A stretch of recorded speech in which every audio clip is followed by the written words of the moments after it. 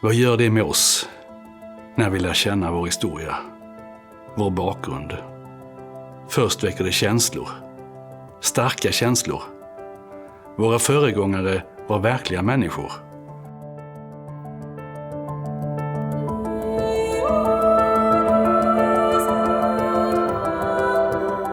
Som upplevde och levde, som tog sig igenom svåra stunder och som kände Guds närhet i varenda steg det tog.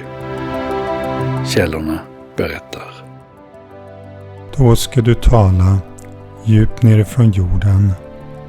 Dämpade ska dina ord komma fram ur stoftet. Din röst ska höras ur jorden som en andes röst. Ur stoftet ska du viska fram dina ord. Så, vem var de? Jag vill veta.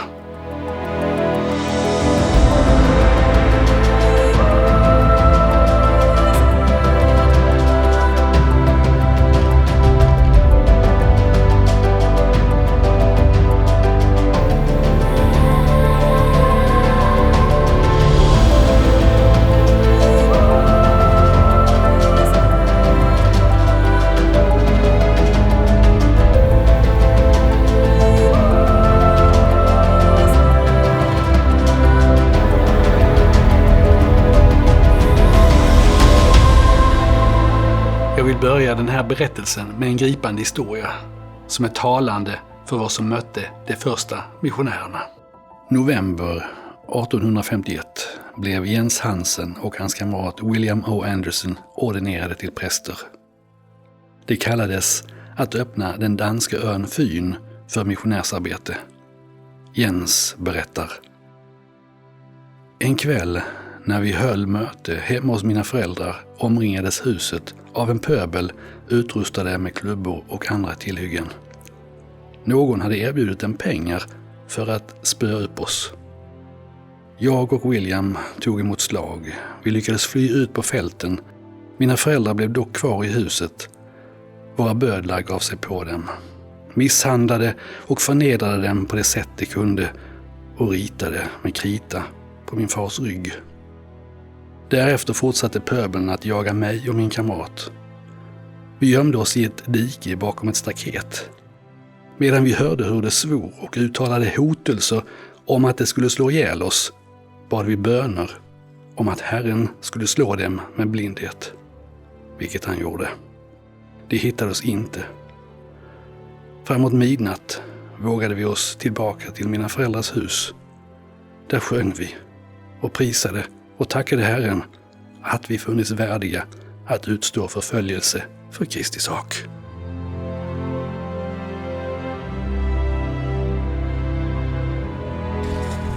Så vad hände i Europa under den här perioden, mitten av 1800-talet? Två storpolitiska skeenden är viktiga. Båda får betydelse för kyrkans etablering i Skandinavien. Först, vid den här tiden kämpar arbetarrörelsen och liberaler över stora delar av Europa för en högre grad av demokrati. Detta leder fram till februarirevolutionen i Paris 1848. Den dåvarande franska monarkin ersätts med en ny demokratisk nationalförsamling. Samtidigt med debatten om demokrati pågår en djupgående diskussion om religionsfrihet. H.C. Andersen och Kierkegaard i Danmark propagerar starkt för en ny grundlag som inbegriper frihet att tillhöra en annan religion än den danska protestantiska statsreligionen. Dessa strömningar leder fram till en ny grundlag i Danmark. Den 5 juni 1849 stadfästs den nya grundlagen. Nyheten når Salt Lake under hösten samma år. Det blir nu möjligt att missionera lagligt i Danmark. Under generalkonferensen den 6 oktober kallas Erastus Snow, Jan-Erik Forsgren och Peter Hansen att missionera i Skandinavien. Det andra storpolitiska skeendet som får betydelse är de nationalistiska strömningarna. I de två syddanska länen Schleswig och Holstein börjar den tysktalande befolkningen att göra uppror. Det tyska Preussen kommer till undsättning. Ett krig mellan Danmark och tyska Preussen går inte att förhindra. Många unga danska män kallas in till tjänstgöring i armén. Det uppstår därmed ett stort behov av arbetskraft i den danska krigsindustrin. 3000 svenskar tar anställning. Några av dessa svenskar möter missionärer i Danmark för första gången. Det är nu några av de mest tongivande pionjärerna i Sverige döps. Anders Winberg, Nils Kapson, Andreas Ågren och Hans Lundblad. Det är intressant att se de stora utvecklingsdragen. Den händelseutveckling som öppnar upp möjligheter och leder fram till att de första missionärerna når Köpenhamn. Och som leder till att svenska pionjärer döps. Hur såg det ut i Sverige och vad mötte de första missionärerna? De mötte ett månghundraårigt uniformt Sverige. Ett land som var väldigt likriktat. En förhärskande luthersk ortodox kyrka och en stat som förbjöd utövande av andra religioner. Sverige var ett land som medvetet och uttalat kvävde religionsfriheten. När man en gång för alla på Uppsala möte 1593 lägger fast den lutherska tron som statsreligion kan man läsa: nyttigare och gagneligare, eller det som mera förbinder hjärtan tillsammans än sämja och enighet i religionen. Axel Oxenstierna, verksam första hälften av 1600-talet.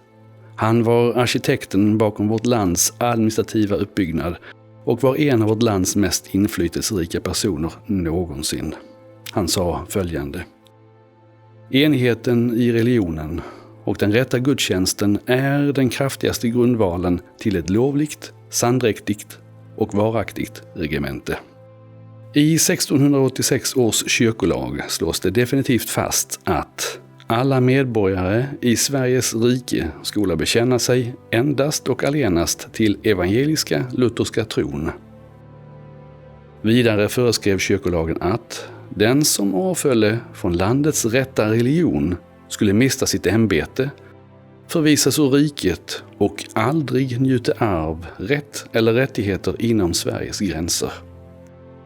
Det var nu strängeligen förbjudet att upptänka och utsprida några villfarande meningar eller bruka några anstötliga ordasätt. I konventikelplakatet från 1726 blev det än tydligare. En konventikel var ett bönemöte utanför det kyrkliga rummet.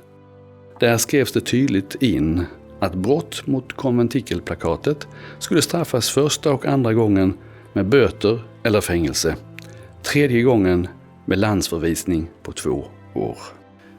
Det är förbjudet att missionera i Sverige. I Danmark är det lagligt. Men lagens bokstav är en sak. Vad som finns i folkets hjärtan en helt annan. Generalkonferens i Salt Lake den 6 och 7 oktober kallas de 3 Erastus Snow, Peter Olsen Hansen och John Erik Forsgren till mission i Danmark och Sverige. Den 19 oktober, någon vecka senare, samlas en grupp missionärer som kallats att tjäna i olika länder i Europa. De samlas i Emigration Canyon öster om Salt Lake, där president Brigham Young tar avsked och organiserar gruppen. Gruppen färdas tillsammans fram till Nebraska City. Därefter tar de olika vägar till Europa. Några tar båt från Boston, andra båt från New Orleans till Liverpool. Här stannade det en tid för att fylla på förråd för att resa vidare. Vid den här tiden fanns det nästan 30 000 medlemmar i England och några av dem ganska välbärgade.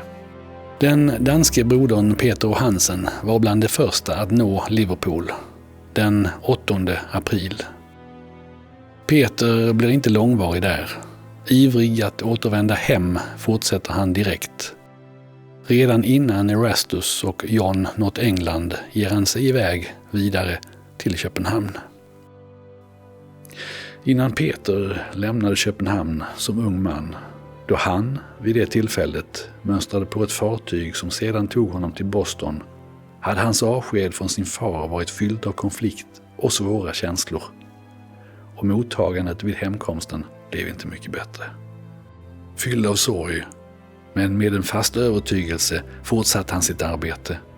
Han hade översatt Joseph Smiths A Warning to the People till danska med titeln En adversel till folket. Den pamfletten delade han ut. Ganska snart får Peter kontakt med en baptistförsamling som leddes av en Peter Christian Mönster. En baptistpastor som på grund av sin tro avtjänat fängelsestraff vid 5 tillfällen. Fredagen den 14 juni klockan 10 anländer Erastus och John till Köpenhamn. Första natten som Erastus Snow, Peter Hansen och Jan-Erik Forsgren kommer till Köpenhamn bor de på ett hotell. Hotellet är väldigt bullrigt och Erastus kan inte sova på natten. Dagen efter så ger de sig ut för att hitta ett bättre boende. Och här på Bredgaten i Köpenhamn hittar de en man som heter Laurits Malling. En väldigt generös man. Han och hans fru bjuder hem dem och låter dem bo hemma hos sig.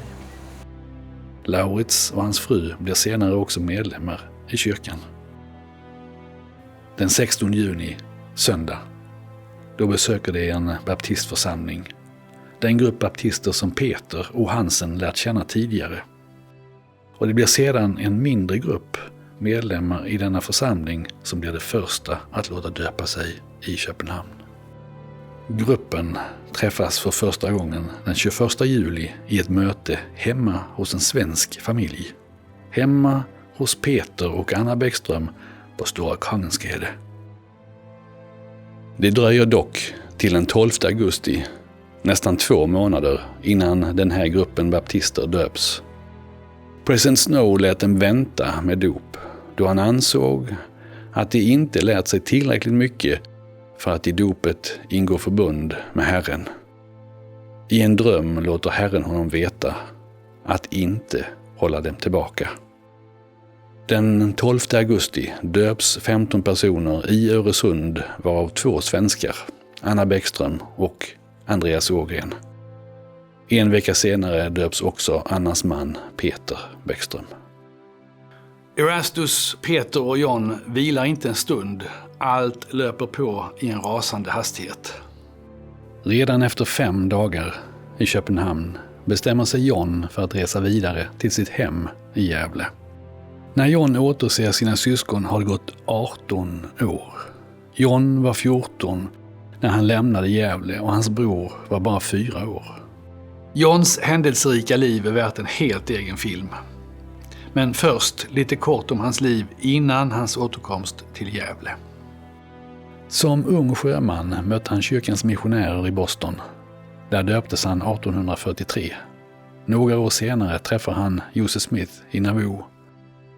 Han är också med när stora grupper flyr från Nauvoo 1846. I Winter Quarters tog han värvning i bataljonen som kom att gå under namnet Mormon Battalion. Så först en marsch med en Mormon Battalion ner till San Diego för att sedan återvända till Salt Lake City 1847. Där träffar han Peter Olsen Hansen och hans bror Hans Olsen Hansen. 1849, 15 februari, gifter han sig med Sarah Bell Davis. Och i oktober samma år ger han sig iväg på sin mission till Danmark och Sverige. Snart efter hans ankomst i Gävle tog hans bror och hans syster Peter och Kristina emot evangeliet. Peter var sjuk och sängliggande men återhämtade sig efter att ha fått en prästadams välsignelse.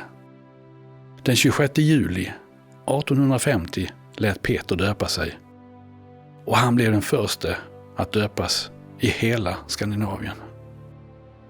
Några dagar senare, den 3 augusti, döptes även systern Kristina tillsammans med 2 andra. John fick veta att hans syster delvis trodde på hans vittnesbörd på grund av en upplevelse hon hade haft före hans ankomst. En söndag i kyrkan när man sjöng en psalm fick hon se en person som stod framför henne och sa: Det kommer en man med 3 böcker och alla som tror det som står skrivet i dessa böcker kommer att bli frälsta. John blir genast hårt bevakad av Svenska kyrkans representanter och den tidens polismyndighet. Han bestämmer sig för att åka vidare till Stockholm i förhoppning om att undkomma den stränga bevakningen. Om källorna stämmer försöker han strax efter sin syster Kristinas dop hinna med en ångare till Stockholm. Men han missar båten. Istället får han veta om en grupp emigranter som gick under namnet Erik Jansare eller Jansoniter. De var på väg till USA för att där få möjlighet att utöva sin religion i frihet. John får omedelbart en bra kontakt med dem. De lyssnar på hans undervisning och bestämmer ett möte till den 6 augusti i en skogsdunge vid Brynäsbackarna i Gävle. Detta kommer att bli det första riktiga mötet i Sverige. 17 personer döps.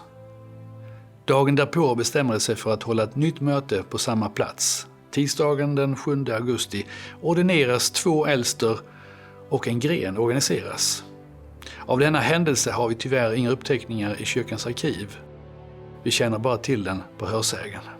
Men nyheten om Johns undervisning på Brynäsbacken hade spridits i staden. Ett stort antal samlades och det sades: några gräto, andra gladde sig storligen och nästan alla kände det som om en profet hade kommit ibland dem. Den kvällen kom också polis och präster från Svenska kyrkan. John blev arresterad och blev dagen efter förd inför domstol. Han anklagades för brott emot konventikelplakatet och för att ha helat sin bror från sjukdom. Brodern Peter kallades härmed också till domstolen. Det lät en läkare undersöka Peters huvud. Läkaren fann honom frisk. Dock hade John gjort sig skyldig till brott emot konventikelplakatet. Han sändes först till Stockholm för att sedan därifrån utvisas ur landet. Polisen i Stockholm ville omedelbart sätta honom i fängelse. Då John var amerikansk medborgare motsatte sig den amerikanska konsuln att han fängslades. Även om John var satt under hårda restriktioner tog han ändå tillfället i akt att sprida budskapet om det återupprättade evangeliet. Väl i Stockholm hade nämligen nyheten om honom spridits över hela landet. I dessa tidningar hittar vi notiser om John och hans missionärsverksamhet. John hade på kort tid blivit en riksnyhet.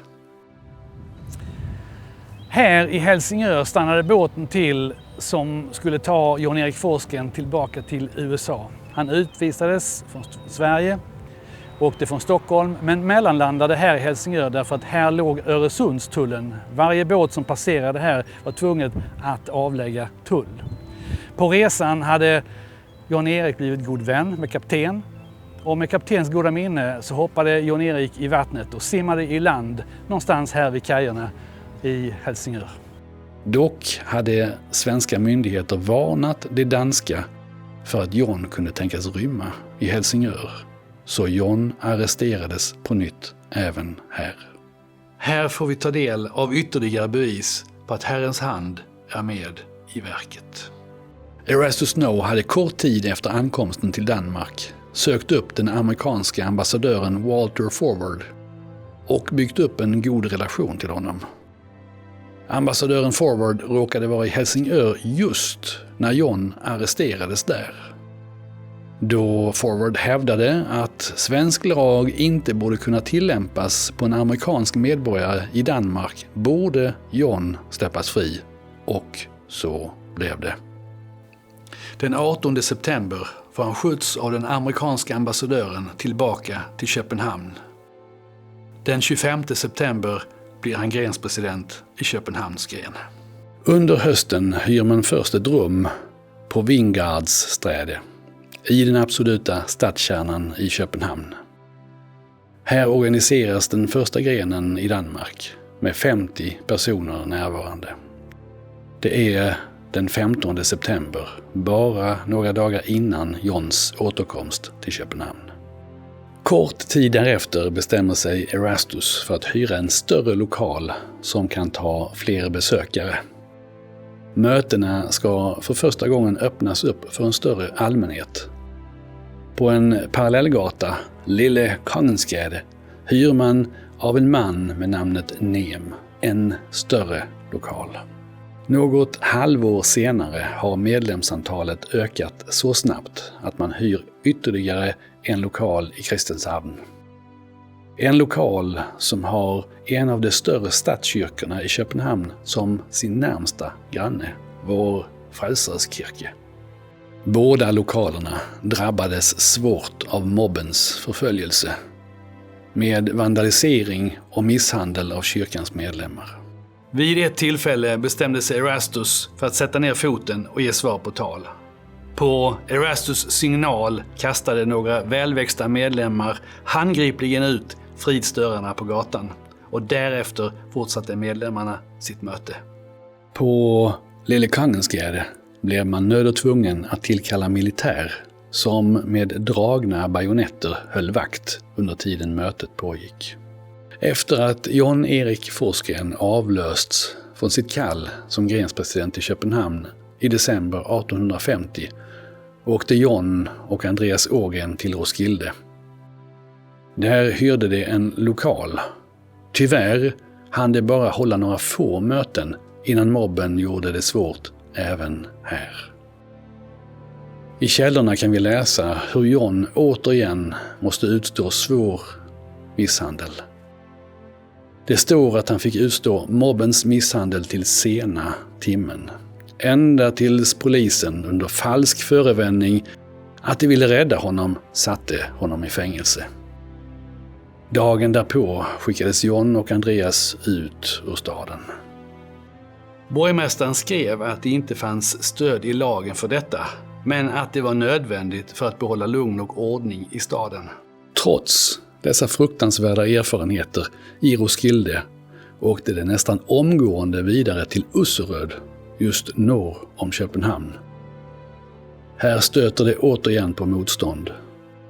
Men framförallt fann de vänner som ville lyssna till deras undervisning. En av dem är Anders Winberg från Lund. Det här är en historisk plats i kyrkans historia. Usseröds textilfabrik. Under mitten av 1800-talet var det en fabrik där det tillverkades uniformer till den danska armén. 1848 till 51 låg Danmark i krig med Tyskland. Det gällde de sydjylländska länen Schleswig och Holstein. Många unga män kallades in till tjänstgöring under det här kriget och det saknades arbetskraft. Då emigrerade 3000 svenskar till Danmark för att tjänstgöra i den danska krigsindustrin. Och däribland fanns det en ung man från Lund som hette Anders Winberg. John Erik Forsgren har vägarna förbi Usseröd tidigt 1851 och träffar på Anders Winberg. Början på februari så döps Anders Winberg i Usseröds å. Åtminstone kan man tänka sig att det är just Usseröds å som det här sker. Förutom Winberg döps ytterligare fler. Så många att man kan organisera en gren där. Så även om motståndet var försvårande så gläds man storligen åt framgångarna. Ungefär samtidigt, januari 1851, så trycks också Mormons bok för första gången på danska, som i huvudsak var översatt av Peter Olsen Hansen. Under resten av året 1851 växer sig kyrkan allt starkare i Danmark. Över sundet gör man försiktiga försök att missionera. Nils Olsson och Peter Bäckström åker över i maj månad, mest bara för att dela ut tryckt material. Det är ju strängeligen förbjudet att hålla möten och missionera i Sverige. Just en kort tid innan Erastus Snow återvänder till Amerika håller man i februari 1852 konferens i den skandinaviska missionen. Här kallas Anders Winberg, Nils Kapson och Ola Nilsson att öppna upp en mission i Skåne. Av någon anledning är det bara 2 av dem som åker över sundet. Anders och Nils. Ola kom inte med på den resan. Den 21 april 1852 besöker Anders sin syster i Dalby utanför Lund. Där döps hans syster och hans svåger Peter Petersson den 7 juni i ett garveribad. I källorna kan man i ett tillägg läsa: garveribadet hade ännu inte tagits i bruk. Ett garveribad är nämligen känt för sin oerhörda stank. Under våren 1852 reser en Mikkel Jonsson endast 19 år gammal från Köpenhamn till Gävle. Mikkel och hans familj är sannolikt några av de 17 personer som döptes av John 2 år tidigare i Gävle. Några av de Erik Jansare, eller Jansoniter som det också kallades. I Sydsvenska Dagbladet, eller i Snällposten som tidningen hette på den tiden, står det att läsa att Mikkel och hans familj samt hans svåger lockades av John Erik Forsgren att resa till Köpenhamn. På sin resa har han med sig 70 exemplar av skriften En röst från landet Sion. En liten skrift skriven av Erastus Snow. I tysthet besöker han syskonen Forsgren. Dessutom döper han den 16 augusti en hustru till en snickarmästare vid namn Bäckström. Händelsen når polisens kännedom och får till följd att Mikkel utvisas ur riket. Han skickas tillbaka till Köpenhamn, men den här gången inte via båt utan under mycket plågsamma omständigheter med en fångtransport från Stockholm till Malmö. Han betraktades som en grov brottsling och behandlades därefter, på vatten och bröd. Satt i kedjor mellan 2 andra brottslingar i transporten ner till Malmö. Han fick utstå svåra lidanden. Prövningen var dock inget nytt för den unge mannen. Misshandel och förföljelse hade han redan fått utstå i Köpenhamn. När han når Malmö länsfängelse är hans kropp svårt medtagen. Länsfängelset vid den här tiden var belägen i Malmöhus slott. I slottets gamla, råa och fuktiga rester fick Mikkel sitta i väntan på sin utvisning. I en cell som den här satt Mikkel Jansson fängslad på Malmöhus slott. Under sin svåra tid i fängelset passade dock själasörjaren eller fängelseprästen på att försöka locka Mikkel till att överge sin tro. I Snällposten skriver journalisten följande. I ett samtal med själasörjaren vid fängelset har Mikkel Jonsson blivit undervisad om sina villfarelser. Begåvad med klent förstånd, utan alla kunskaper och utan särdeles insikt i sin lära, så att han icke kunde försvara dess satser. Hänförande allt till den religiösa känslan och Joseph Smiths gudomliga myndighet synes han icke särdeles ägnad att tillvinna sekten anhängare. Det är intressant att notera att Mikkel enligt journalisten haft svårt att besvara de teoretiskt teologiska frågorna. Mikkel besvarade dem med sitt andligt förankrade vittnesbörd, eller som journalisten i sin text uttrycker det, hänförande allt till den religiösa känslan och Joseph Smiths gudomliga myndighet. Där i fängelset försökte prästen locka Mikkel med att erbjuda honom plats för högre teologiska studier inom Svenska kyrkan.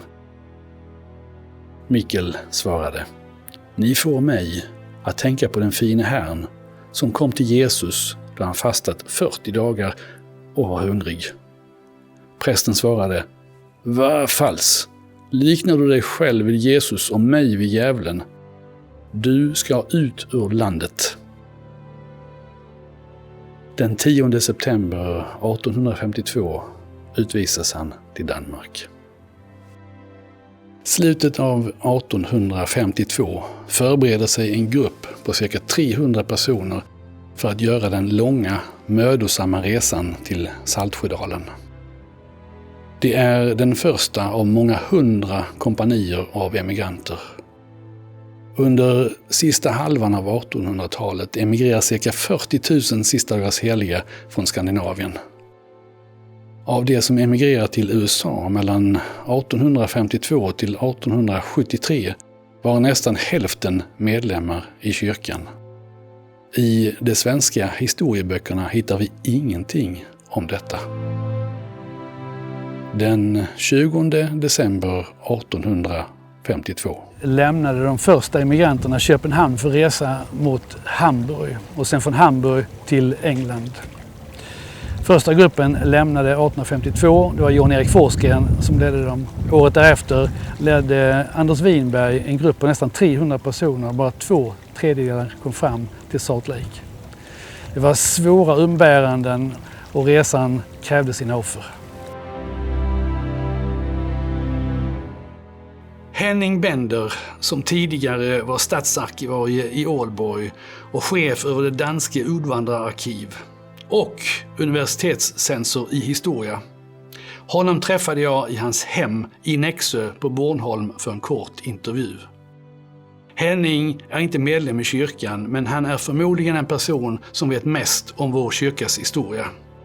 Hela intervjun på 30 minuter kommer att publiceras i vår kanal Good Hope Media. Men här följer ett kort klipp med Henning där han berättar om mormonutvandringen. Man kan sige, at mormonerne egentlig var de første rejseagenter, der optrådte på en Atlanterhavstur i Danmark och i Sydsverige. Precis. Berätta gärna om dina upptäckter i dina efterforskningar där du ser att i de svenska källorna så ser man inte så mycket av mormonutvandringen, medan man måste så att säga gå över till Köpenhamn för att se hur stort antal som faktiskt åkte iväg. Du har gjort en hel del efterforskningar. Det skyldes jo kildeomstændighederne. Altså, det er jo ikke sådan, at en mormon går ind til den svenske pastor og siger, nu vil jeg gerne have et udrejsevisum, eller et arbejdsbetyg, eller hvad det hele taget var. I det hele taget kan man stille som en fråga i hele perioden, også langt senere, i hvor høj grad at svenske gjorde det. Men fra svensk side, der har man jo ikke andet end husforhørslængdernes om rejse, og der er jo vældig mange, som simpelthen forsvinder. Og de, der forsvinder jo, når det drejer sig om Skåne, temmelig ofte til København, og der genfindes de. De genfindes jo ikke mindst i mormonernes velbevarede lister over, hvem der samledes og hvem der rejste fra København. For de er bevaret lige fra den første rejse, og det bestod jo så i, at man i skib efter skib sendte en blanding af svenske og danske mormoner. Flest danske, men altså også ret mange svenske over Atlanterhavet. Og rejsen det var jo lang. Den kunne vare op mod et år at rejse fra København til Salt Lake, men den blev jo befordret dels af, at der ville være mange, der følte en religiøs vækkelse, men også en hel del, der tænkte, at her får vi en gratis rejse til Amerika. Og det var som, at en dæmning var blevet sprunget med hensyn til at sætte den danske udvandring og den sydsvenske i gang. Altså på en måde, der gjorde, at man kan sige, at det var selve starten. Altså der var nogle forkølede forsøg tidligere, men de var slet ikke af den her størrelsesorden. Altså op mod 80% af den danske udvandring til Amerika i 1850-tallet og i begyndelsen af 60-tallet var mormonudvandring. Under våren 1853 kan man ana att något stort är på gång. Källmaterialet exploderar. I Svenska kyrkans olika instanser, såväl som i de rättsvårdande myndigheternas uppteckningar, finner vi en stor mängd ärenden som berör medlemmarnas tilltagande aktivitet i Skåne. I tidningarna kan man i stort sett läsa om mormoner så gott som varje vecka. På en konferens i Köpenhamn den 10 april 1853 rapporteras det att 70 personer har döpts sedan den senaste konferensen i augusti året innan. Under konferensen kallas också Anders Winberg till att presidera över den svenska missionen. I dammen bakom mig, vid Skönabäcks gods, döptes 8 personer natten innan Skönabäcks gren organiserades den 24 april 1853. Anders Winberg hade tagit sig till fots från Ystad för att här först döpa 8 personer och sen natten efter organisera den första grenen. Skönabäcks gren organiserades i en statarlänga tillhörande Skönabäcks gods. Statarlängan stod kvar ända fram till 2015. Jag lyckades fånga längan på bild innan den revs. Det unika mötet då Sveriges första gren organiserades med 36 medlemmar fick hållas nattetid. Under dagtid hade det funnits för många ögon och öron som sannolikt hade rapporterat händelsen till polisen. I snabb takt organiserades den därpå följande veckan Lunds, Lomma och Malmö gren. Så, dagen efter fortsatte Winberg till Malmö. På kvällen den 25 april organiseras Malmö gren. Hans Lundblad ordineras till äldste och grenspresident. Den Hans Lundblad var en mycket speciell man i Herrens tjänst. Hans liv står som ett monument över det goda. Att aldrig ge efter, att aldrig ta den lätta vägen fram, utan alltid sträva efter Herrens vilja och mening. Även då han tycks varit en mycket omtyckt person, som hade rykte om sig att vara pålitlig och driftig och gärna gladdes åt att underhålla och spela fiol för bygdens fattiga lantarbetare, så sökte han ständigt efter frid och Guds mening med allt. Han ville bort från lättja och tomhet. Märkligt nog var det som förde honom till Malmö. Han sålde sin fiol och köpte en bibel. I Malmö hade han för avsikt att tjäna så mycket pengar att han skulle kunna ta sin familj till Amerika. Där ville han leva sitt liv på riktigt, följa sina ideal och då framförallt sin tro på Gud. I Malmö startade han ett skrädderi och en handelsverksamhet. För det mesta gick affärerna bra. Det är då han möter E.G. Eriksson, som vid tillfället då de möts sitter och läser i skriften En röst från landet Sion. Efter en kort tid får Hans ett starkt vittnesbörd om det återupprättade evangeliet. Han skriver: Herrens ande upplyste min själ, så mycket mer än jag någonsin kunde föreställa mig. Min själ var fylld med glädje. Hans döps den 29 september 1852. Det var här allt hände sommaren 1853 på Rörsjögatan i Malmö i kvarteret Betlehem. Det var här Hans Lundblad höll sina möten i sitt skrädderi. Förmodligen i ett hus som låg på samma plats som det gula huset på vänster sida. Huset finns inte kvar längre. Ganska snart blev hans skrädderi i kvarteret Betlehem i Malmö en samlingsplats för alla de sista dagars heliga i staden. Med detta följde ständiga trakasserier från mobben. Därtill förlorade han också många av sina kunder. Ekonomin rasade. Dessutom fick han vid flertalet tillfällen antingen sitta i fängelse eller betala dryga böter. Hans förekommer ofta i förhörsprotokoll och tidningsartiklar under den här tiden. Här följer några exempel. I kronans befallningsmans förhörsprotokoll 26 februari 1853 kan vi läsa att Hans bland annat gjort sig skyldig till att döpa häradshövdingen Vilborgs piga Elna. Protokollföraren fångar märkligt nog den delen av förhöret där Hans ger sitt uppriktiga svar på anklagelsen.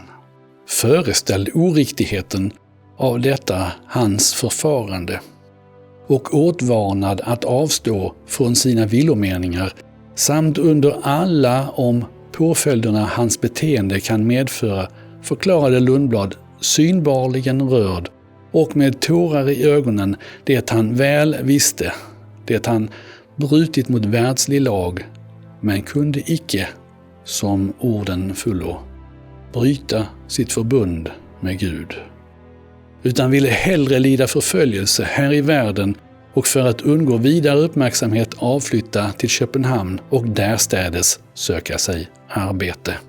Här är ytterligare ett exempel på mormonernas avtryck i källorna. Då emellertid tillställningen omkring 9 slutades och mormonprästerna skulle begiva sig hem, hälsades de vid ankomsten till gatan med hånande hurrarop av de hundratals församlade gatpojkarna, vilka under fortsatt skrål eskorterade dem uppåt gatan och kastade stenar och smuts efter dem, samt slutligen även sparkade dem. Runt midsommartid 1853 samlades en stor grupp medlemmar hemma hos Karl Kapson. På Stora Södergatan 48, en huvudgata i Lund, samlades natten mellan 25 och 26 juni 1853 100 personer i en lada på bakgården i det Vita huset bakom mig för att organisera Skånekonferens. Den natten var de alla där. Alla de stora pionjärerna. Peter Olsen Hansen, Ola Liljeqvist, Anders Winberg och många fler. Hans Lundblad kallades som Skånekonferens första president. Hans Lundblad emigrerade till Amerika och Utah 1855. Med Peter Olsen Hansen som ledare ger sig 463 medlemmar iväg mot Amerika. Bara cirka 300 når fram till Salt Lake City. Hans Lundblad lånar 150 pund från den eviga resefonden, eller som den på engelska hette Perpetual Migration Fund. En fond uppsatt av kyrkan för att göra det möjligt att emigrera till Amerika.